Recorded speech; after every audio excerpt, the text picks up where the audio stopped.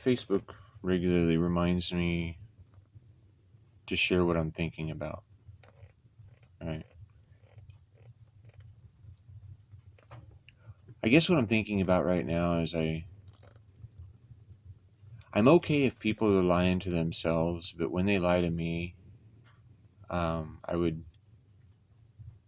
I would appreciate if they'd stop lying to me. Okay. And most recently, the lie has been that I'm talking with somebody, and and we talk about all sorts of stuff, right? And they they regularly are shocked because I have a pretty deep level of understanding on a lot of topics. And they said, I'm interested in finding real conversations, because those are hard to find. And I thought that I was pretty smart, but you've just really shocked me about things I didn't even know that I didn't know yet. And but see, that's an assumption, though. They're telling me that I'm smart based on their awareness of what smart is. All right. If when I was a child, somebody would say, "Wow, you're really smart," and I'd look at them. I'm like, what? Why are you lying to me? I mean, because I know that there's a lot that I don't know. I mean, there's just things that I think are possible, but I don't know how to get from point A to point B. So I don't feel very smart about that. I mean, I just don't know of a map that helps me to achieve what I want to do sometimes, right? So I think that that's a lack of being smart. I mean, there's a lot of things you can figure out if you give it enough time, but if there's something that you desire and it's not something that you're willing to work towards, maybe that's not very smart. And I think the problem, perhaps, in society is that we have a lot of people who have a very expensive piece of paper telling them how smart they are, trying to make up rules for a bunch of other people who think that the people that have expensive pieces of paper are really smart. But with all of these people that have spent all these millions and billions of dollars to become smart, have we become wise? Have we used what we've learned to reduce the suffering of humanity and our negative impact on the environment? Or have we become obedient to those we believe to hold authority? And have we voted for someone else to have the authority to use violence to push their idea that I may or may not support on others? Because that sounds like free dumb to me.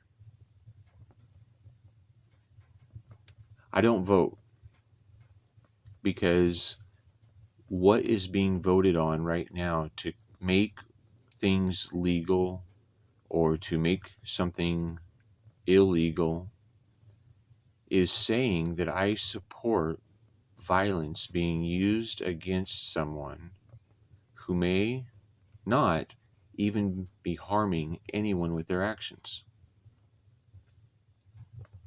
right? We have a war department, right? But we don't.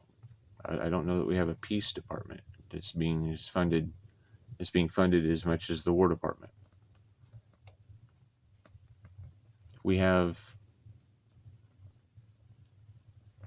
we have people struggling all over the planet, and the only reason they're struggling is the mismanagement of elements: the water, the air, the earth, the fire, right? The mismanagement of those elements, or maybe it's, I would like to hope that it's not malicious, But if it's malicious, then it's the perfect management of elements. If you're trying to achieve things that aren't aligned with growth and oneness and a divine accordance with others.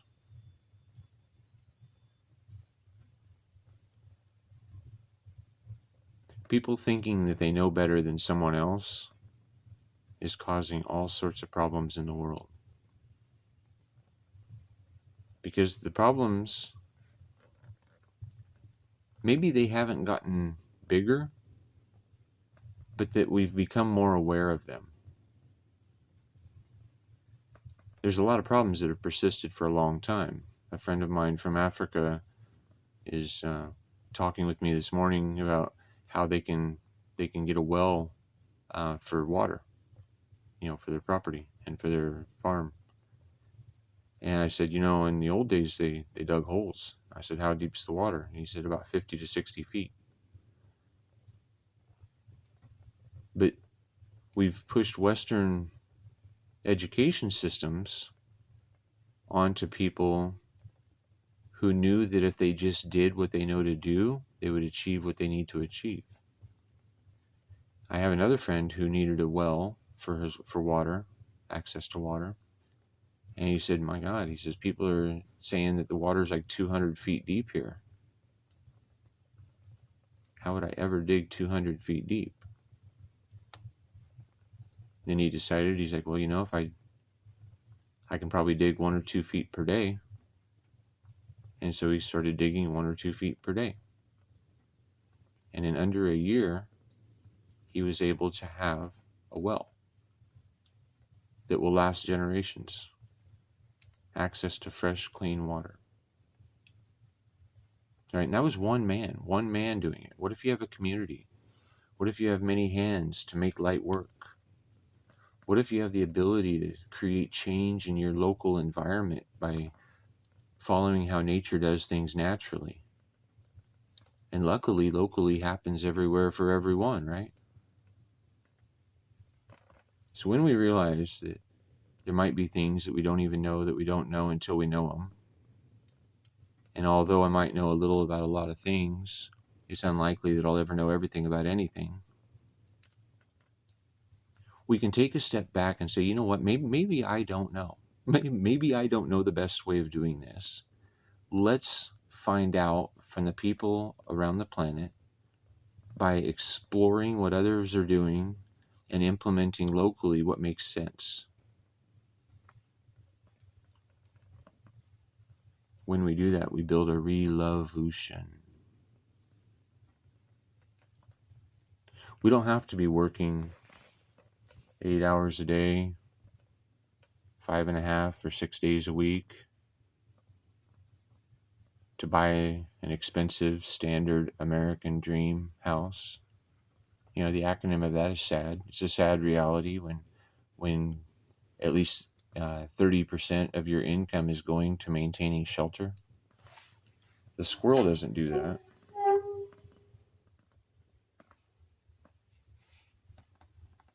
The squirrel digs a hole.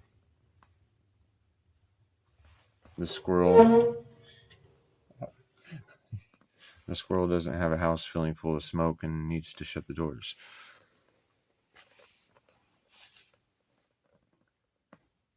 Food should be growing at the source for free, right? Gathering its nutrients naturally from the decomposing forest floor that it's growing from. No chemicals needed. I choose the GMO that's the grow my own, right? Because if I grow my own, I can at least I can control that it's been heirloom seeds rather than ones that are genetically modified by a laboratory.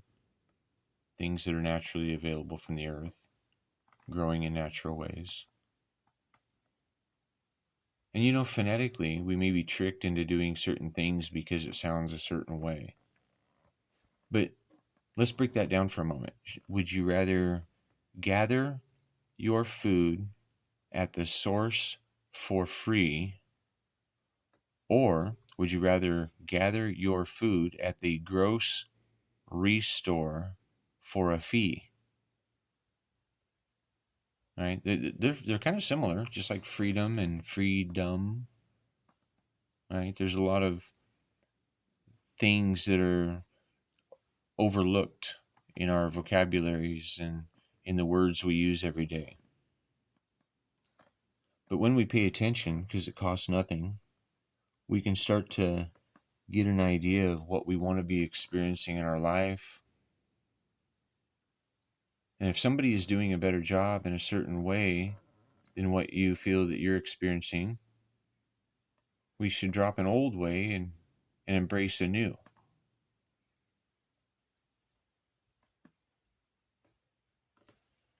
I don't really think that any one person is going to hold all the answers, because I surely didn't know what I know only from what I've learned without other people's influence, right? I've just been focused on recognizing solutions and the foundations. You have to figure out what the root of the struggle is before you can start to feed it in a way that it produces the fruits you desire.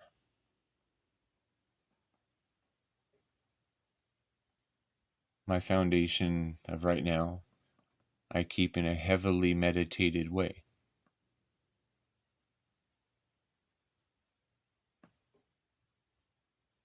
I realize that I can only control me and I can only control me right now. And if I do that in a way that aligns with health and happiness and peace and abundance, that's what I experience. If I'm doing it in a way that aligns with dis-ease, which is stress, right? If I'm allowing depression, the thoughts of the past, the memories that I can't change, but if I can recognize a different perspective of, I might grow from. I can recognize the lessons that it shared in a way that I can accept them and move forward. We stop supporting war, because who in their right mind goes to fight somebody somewhere else because somebody's told you to, right?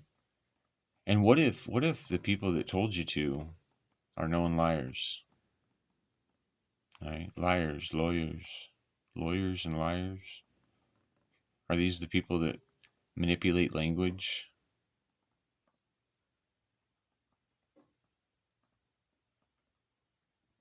Anyway, health, happiness, peace, and abundance.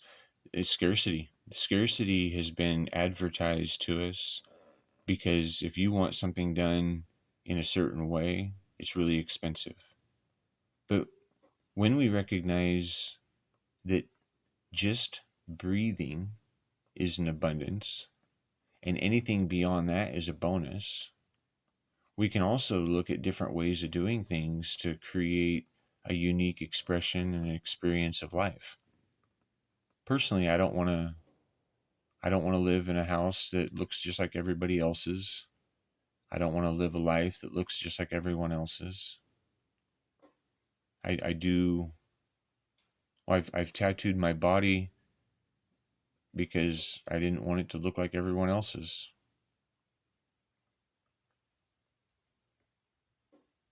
I've changed my life because I didn't want it to look like everyone else's.